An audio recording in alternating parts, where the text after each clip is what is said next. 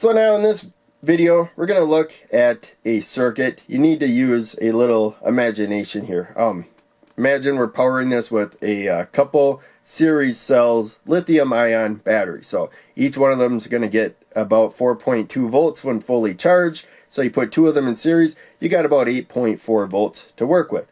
But they both discharge as you use them as well. So this circuitry, it's meant to be on when you have power on, power applied, just to light the LED. So we just want to light the LED for whatever reason with a couple lithium ion cells that are in series. But as current is drawn through the LED right there, whether you have other circuitry or not, the voltage of the battery is going to go down. So at some point it'll be down to 7.4, and it's going to work its way down as long as you're drawing current from it. So you're going to see current goes down. Of course, we got less voltage, so there's going to be less current.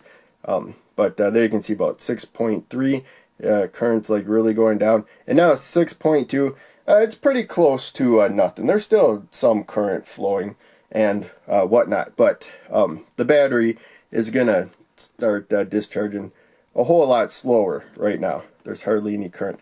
And maybe at 6.1, yeah, it looks like the LED is off completely. So there's almost no current. It'd probably take a long time for the current that we got right now to drain a battery anymore. But the thing is, lithium ion cells, you definitely don't want to get them below 3 volts each. They're in series. So we got a little bit of wiggle room right there. If it stopped at like 6.1, you know, it's close to 3, but getting below 3 is dangerous. And so yeah, like 6.2, hardly any's flowing right there. It even slows down quite a bit at 6.1. You can see how much we got there. So we buy a lot of time when it comes to a battery. If we forget about it for like a few days or something, we probably saved it from being dangerously discharged. And again, 8.4 volts would be fully charged if you're using 2 lithium ion cells in series. That's the important thing to remember if you're interested in what this circuit's doing. So we got 5.6 volt Zener diode. It is reverse biased. That's very important. If you put it the other direction, it's going to conduct a lot better. That would be forward bias. This is reverse bias, the cathode to the positive supply, anode headed towards the negative supply, whichever way you're going there. So it builds up that Zener voltage approximately. It's not perfect. You know, we could make this circuit a lot better, but this is a real simple way, just grabbing common components that we can make, you know, a pretty effective circuit. If that's just your goal for whatever reason, you want to protect your lithium ion cells.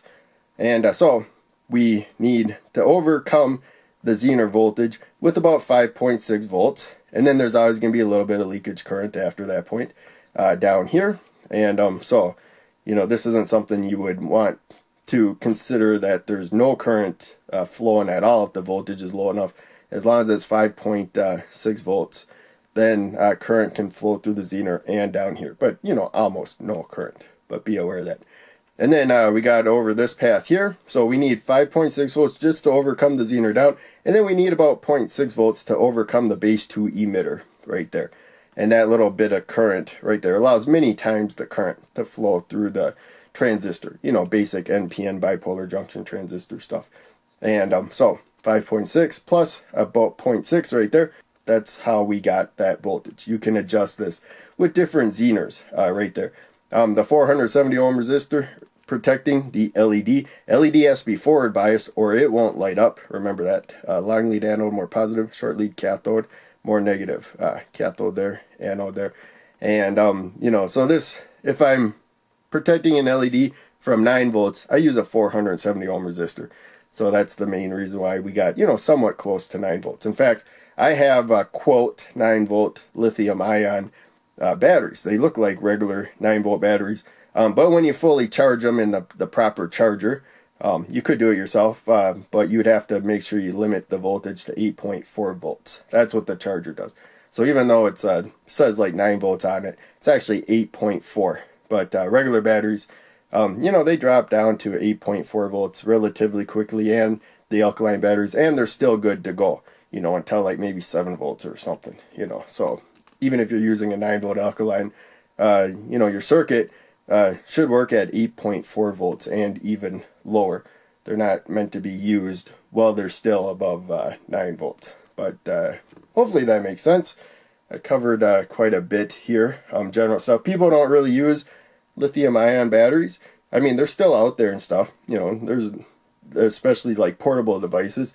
This flashlight has a lithium-ion battery in it, but it also has a charging port. You know, so you know, I just have to plug in a USB charger. It does the rest. But there should be protection circuitry in there that keeps that lithium-ion battery from getting below 3 volts. It should shut off by then. It's probably a lot more complex than this, even though they pack it in a small package instead of having individual components like this. But yeah, in any case, this went on long enough. Hope you enjoyed. Make sure you check out one of the other videos I'm posting on the screen, and check out the links down below. They all help out a lot. I'll see you in the next video.